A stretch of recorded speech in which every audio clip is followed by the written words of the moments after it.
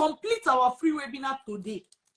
I did not say tomorrow, today. Complete our free webinar today. Go to www.vantagemigration.ca.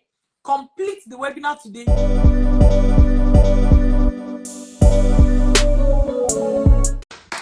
Okay, so today I would like to talk with you about your relocation concerns. All right. And I want, if you're watching me right now, to join me live, because I have a couple of questions that we have gathered from all those that commented on my page, right?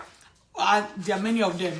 I can go on answering them, but we figured that it may be good to just listen to you and see where are some of the areas I can point you to the right direction. So feel free, if you're watching me live, to request to join my live session. I want to take as many people as possible today. If you're watching this as a replay, or well, it's too late to join the live, just make sure that you watch to the end to see the questions people asked and the response I gave to them. Hello. Hi, how are you? Hi. Good evening. Thank you for coming. I'm joining from Nigeria, Lagos, Nigeria. Awesome. How can I be of help? Okay, Dr. Linda, I have a few questions. I recently applied for a study program at Cape Breton University. The courses I applied for, I couldn't get them, so I got a course in government management, diploma in government management. But after applying for my visa, I got a refusal. Of course. And I requested for GCMS notes to know what the reason for the refusal was, and I was told that what I have applied to study does not tally with what I am doing, because I'm currently working as a salesperson with a financial institution, and then I did accounting, HND accounting. So that was the reason for a refusal. So now I've written severally to the school to see if I can maybe get a change of course to a management course. So the last response I got is that I cannot get a business management course, because in my application I had stated that I have a bachelor's or something. So now they gave me options of hospitality management, hospitality and tourism management, and I've forgotten the two other courses. So I'm thinking, if I'm going for hospitality and tourism management, considering that I have HND in accounting, and then I'm also working as a salesperson, I'm looking at the possibility of getting a visa this time around. So please, can you advise me on what to do? Can you tell me the full name of the program? What kind of program is the hospitality and tourism management? What kind of, is it a diploma, graduate diploma? It's a bachelor's. It's a bachelor's. Tourism and hospitality management. It's a bachelor's program, 3 years course. I see. Okay, so the question is, why do you want to do bachelor's again? No, I'm asking. I don't know. Maybe you can educate me. Well, I actually was considering. I wanted to relocate. That's just it. And I thought then the study part would be an easy way of relocating, and finally finding my purpose. I get your point. What do you really want to do? Like in terms of, not the name of the course now, but what is it? What is it that makes you happy? That you know this is the place where you shine. Well, I actually, out of the 3 courses, I don't know if I can quickly run through. I would get the other 2. Why I thought about hospitality and tourism management is because I feel I can play in that space. You know, I'm this kind of person that I actually like the hospitality space. It's something that I enjoy doing very well, and I like to visit places and all of that. So I don't know if that actually makes sense. You understand? So I feel like I can play in that space, but my fear is does it really relate with, oh, you did accounting as a first degree and then you are working as a salesperson and now you are coming to do tourism and hospitality management? I understand your concern. I understand your concern. Let me clarify a bit of something else from you before I jump into giving advice.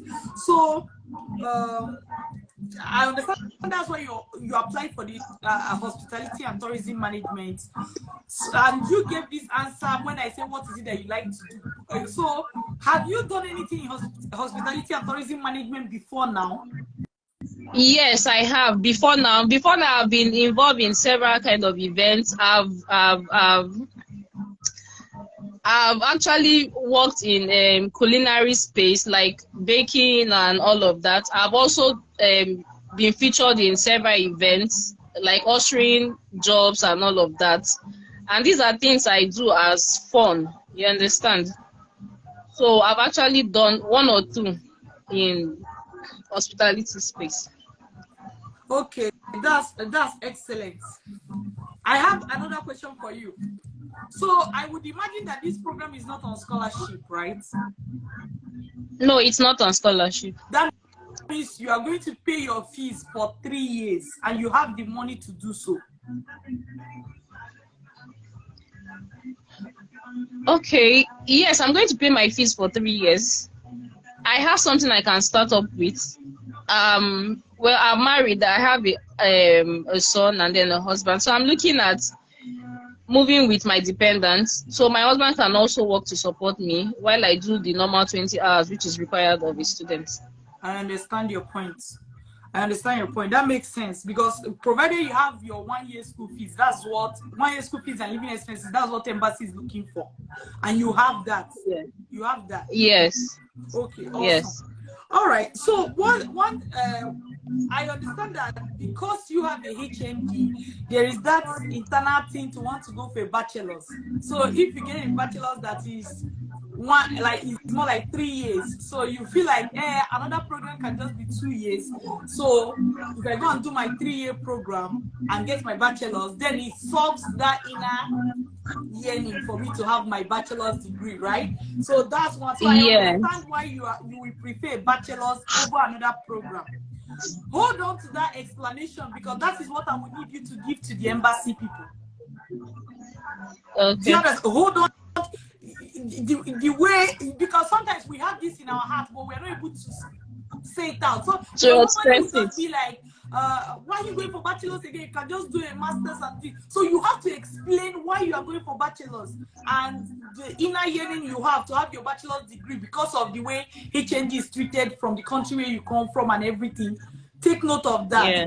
The second thing I will need you to do is that if you say you studied accounting and you did sales, it's very easy for somebody to now feel like, I'm not going to study from nowhere, hospitality and tourism management, you know? Seriously, that voice, you know, that those ugly voices inside the human person's body. Yeah. This one, not be study, I want to study. However, you will need to point out what is leading you to this place. Because doing a bachelor's is as if you are starting all over. So it's more like saying, it's like, for example, maybe the accounting you did, maybe you did not like it, maybe that's what was given to you because of the education system. So this can be an opportunity. This is an opportunity for you to start all over and go and do something you enjoy. Again, this is another explanation you need to give to the embassy. All right. So the third one is that on your CV, aside saying it, but on your CV, all those things you have done that relates to hospitality, the times you've ushered, the times you've done this, done that, you need to add them to your CV. Okay. So come up with 10 different things. Strong, like you have done many, but come up with top 10 different things you've done in the hospitality and tourism management industry, especially for fun. And make sure they appear on your CV. And when you're talking to the visa officer, you have to highlight them as well to say you've done this, done that, you were doing all this for fun. Now you are doing BSc. This is why you are doing BSc. So it's like you're starting all over. Why not go for what you love instead of just continue, aka in what was given to you because of your previous educational system? You know, there's nobody you give this explanation to that we not that we don't want to say, wow, I like this lady, she's so determined, because that's what I feel from what you're telling me. But without the explanations, all you have is there's this lady that wants to run away. She doesn't even know what she's doing. Yeah. She doesn't know what she's going for. Do you get? Yes. So that's something you can do. And I'm going to be a bit selfish here, but I think it will be for your own betterment.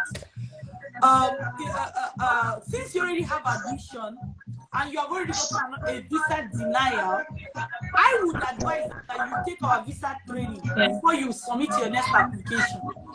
As you can see, I've already told you what to do, which means you are also okay to go and do it. But if you have enough money to pay your school fees and living expenses, so I know it's not money that is your problem. So anybody that is rich knows that it is wiser to work with an expert and get what you want than to try to save 250 or whatever small naira change. And at the end of the day, this second visa still comes out denied. Your family is still held where they are. You hear your child's voice. Do you understand what I'm trying to say? So, yes. For me to tell you that, that is the advice I will give to somebody that I love, not even just anybody, you get? So, that's something that can help you so that you are not navigating all of this on your own. Because with that, you are going to be taught how to bring all these things I've said now, one, and present it to this officer, two, but also a lawyer will go over your document even before you submit. We go over what you've written and adjust even before you submit. So it is like double barrel. When people go through us and they submit visa, some people will worry like, but somewhere in my mind, I know that it takes 3 to 4 months, but when it comes out, there is a 90% chance it's going to come out great. Even when the person has made one mistake or dear about that was not caught on time, they're able to resubmit. But you are resubmitting, and you've already applied for one program. So somebody will even be wondering, why are you jumping around from this program to this program? What's really going on? And once they can't figure that out, it will still come back denied. Yeah, I understand. Yeah. So I wish you the best. Whatever you prefer to do. It's all right. All right. Thank you. Thank you so much. Okay. Take care of you. I have a question here that says, I have 2 US visa denials and I can't seem to know where my problem is. I'm an older applicant. That's totally fine. If you can tell me more, I would like to know what your highest level of education is and the program, the name of the program, like say, hospitality and tourism management, like the name of the program and the level of program you applied for. If you can give me those information, I'll be able to give you the right response. Okay, let's look. Who else has a question here?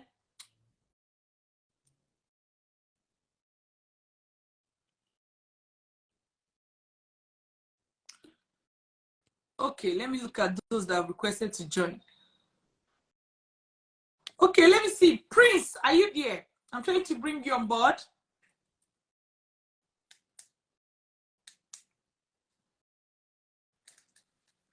Request to join my live session or drop a question for me. I'll answer them.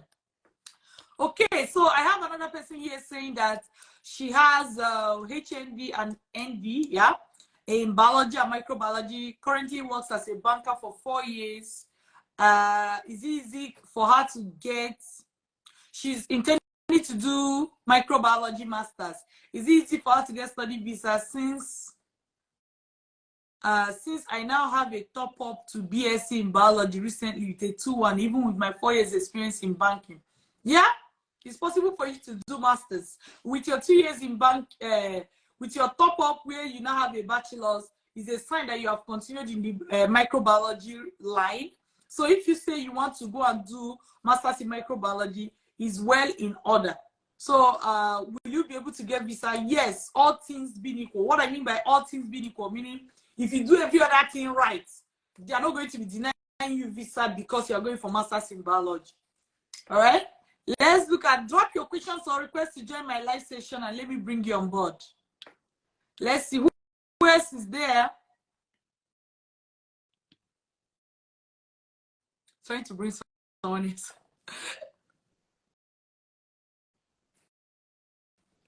Okay. One moment.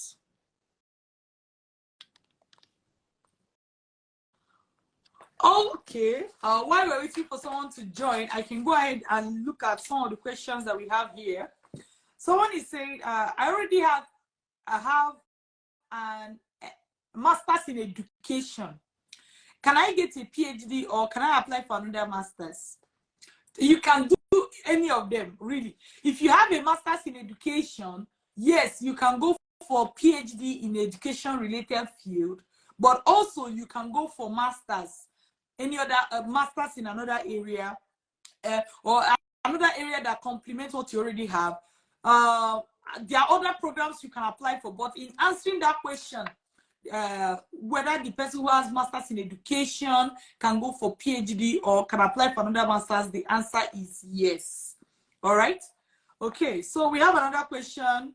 The person said, what are the documents needed for a visa? I would imagine a study visa. Okay, so one thing you need to know about documents needed for study visa is that it is country dependent, right? So Canada may require some documents that UK may not require, and vice versa.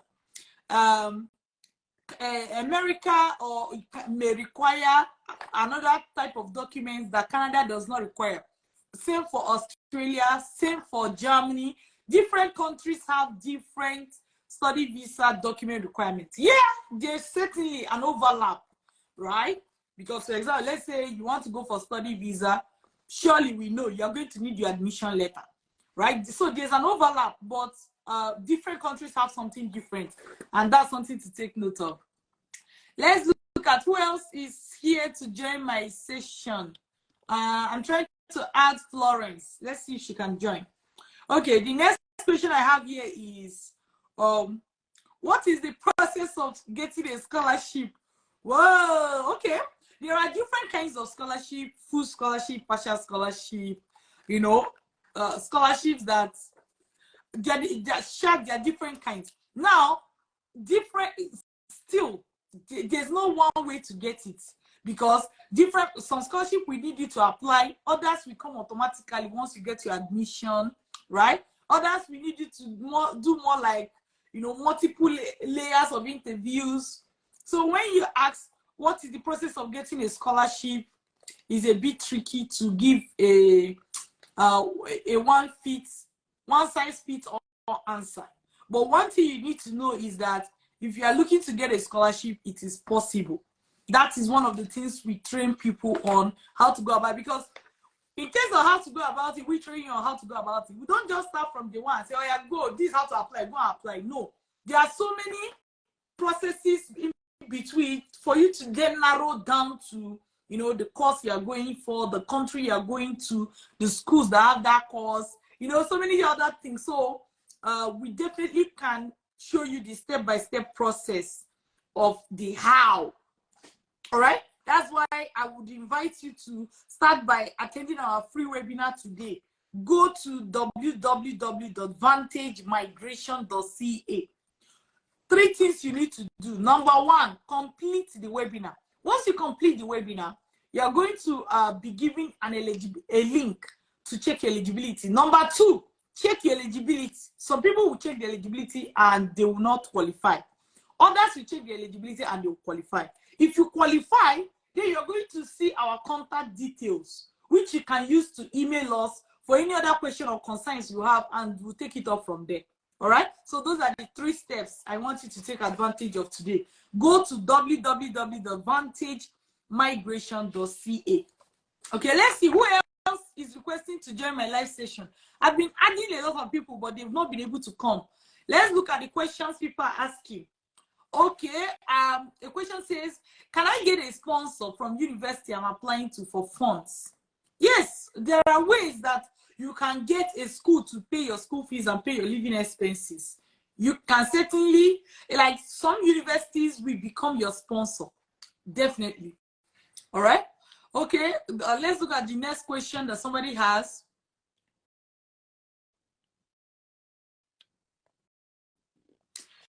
Please, let me also clarify that if you're watching this right now and you're a Vantage Migration student and you have a question, the best thing for you to do is to send us an email right now, not tomorrow, not next week. Send us an email right now. Why? Because when you send us an email, we sit down and examine your case, and we sit down and give you maybe 100 words, 200 words, 300 words response, right? And we treat you as our own. So if you're a immigration student and you have a question, please, this is not the best place. Send us an email right now. I'm sure within the next 1 hour, 2 hours, you're going to get the response, a full-blown response that is befitting of your status.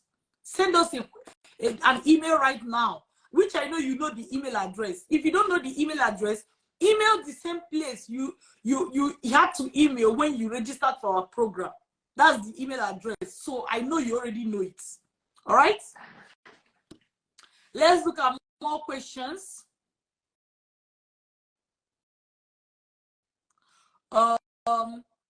Okay, this person said, I have done BSc biochemistry and molecular biology. How is a postgraduate in quality operations?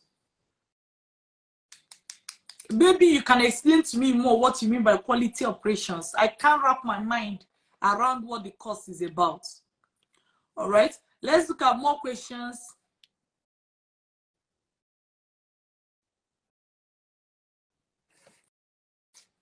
This person said, I can't seem to find any Canadian scholarship to study nursing. I'm currently in my finals. I'm studying geology and mining, ma'am. Can it be possible to study nursing? My guess is that you have not completed our free webinar. Because if you have attended our webinar, it will be easier for you to even answer this question all by yourself. So I'm going to give you a better answer than you were looking for. Complete our free webinar today. I did not say tomorrow, today. Complete our free webinar today so that you will know how this, like the right answer, but not just what the right answer is, why the right answer is the right answer. All right? Go to www.vantagemigration.ca. Complete the webinar today. You are going to understand why, as somebody that studied geology and mining, you shouldn't really be thinking of going to Canada to study nursing, except you are not really ready to relocate in the next 2-3 years. If you are ready to relocate in the next 2-3 years, you must know what to do and how to go about it. All right? So complete our webinar. You're going to benefit from it. Our free webinar, to be precise. Okay, let's look at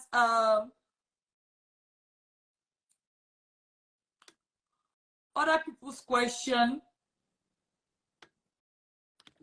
This person is saying, my school resumes September 7. Okay, congratulations. Can I go on September 10? Please talk to your graduate coordinator. They'll be the best person to answer this question for you, for the admission you've already gotten. Talk to the school. Talk to the school. Talk to the school. There's no way Dr. Linda is going to know what is feasible for your school or not, right? Because different schools, we have different rules, different things to apply to them. So talk to your school and they'll be able to give you a befitting answer that is accurate, not just guesses. That's what you should do next. Okay, let's look at, you can request to join live session or you can drop your question for me. Let's look at another question that I have here. The question says,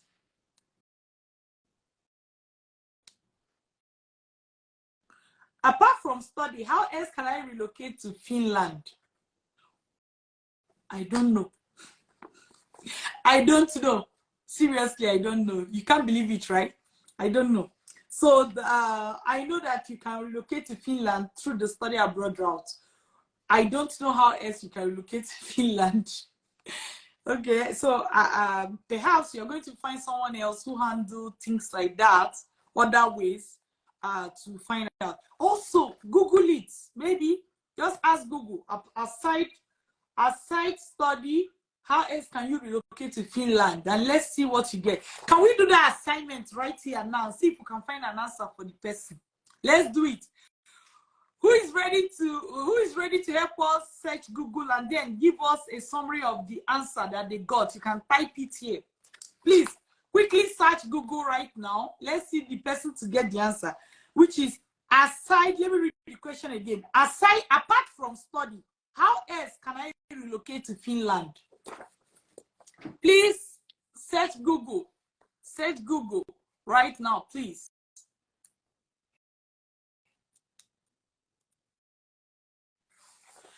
Another question says, can a student get job easily in Canada while studying?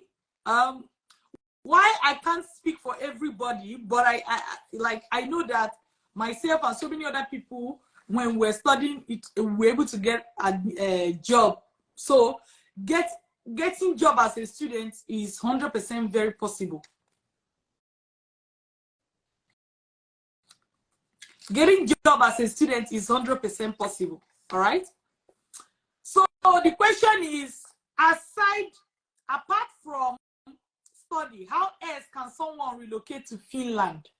Please, can you help find that answer from Google and paste it here so that other people are aware? Because somebody asked the question and I said, I don't know. I really don't know that. I'm not being fishy. I really don't know.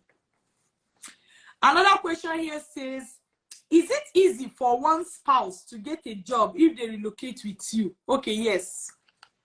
A lot of students, a lot of people, when married couple, when one person comes through the study, like as a student, the spouse is able to come with them, all right? And the spouse is giving open work permit. What usually happens is that the spouse get a job and they're able to support themselves and support the family, all right?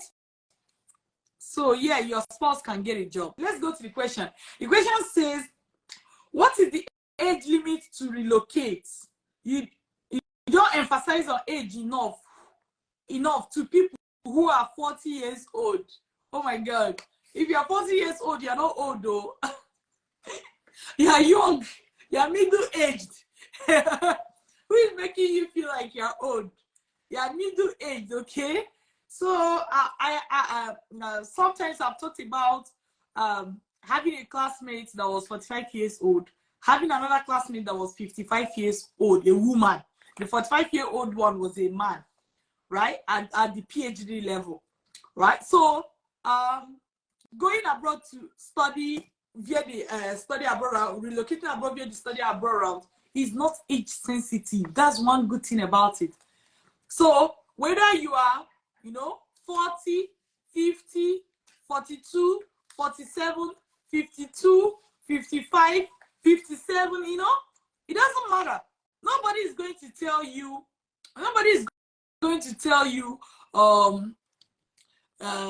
you are 40, you can't do your master's, or you are 45, you can't do your PhD, or you are 55, you can't do your master's. Nobody is going to tell you that.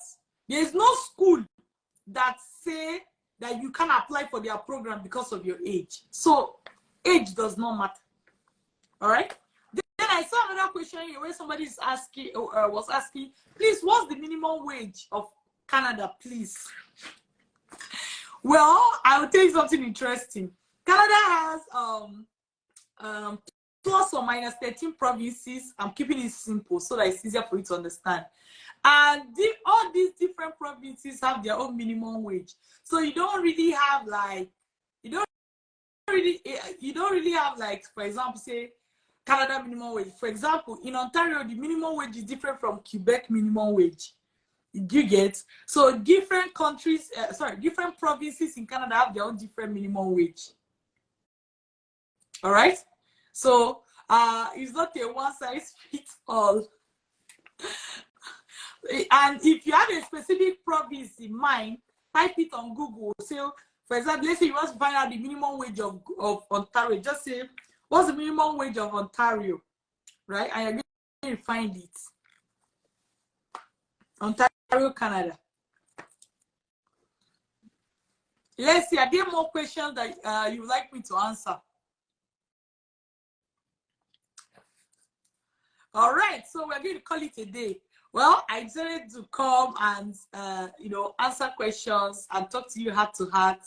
And the good thing about this kind of sessions is that you may not be able to talk to multiple persons, but even that one person that you talk to, it can be a drastic shift for them in the challenges they are facing and how they can go about it.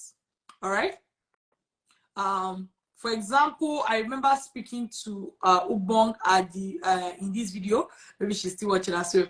So we talked about the program she's going to be applying for, or she have already gotten, and how she's going to go about navigating the visa.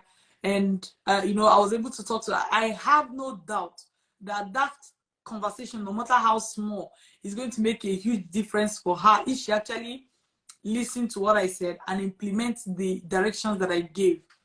If she even take it a step further to come to Vantage Migration for her visa training and visa documents review before she actually go and submit to embassy, she would have saved herself millions of her currency and tons of time that she will have spent running helter-skelter and not knowing what to do.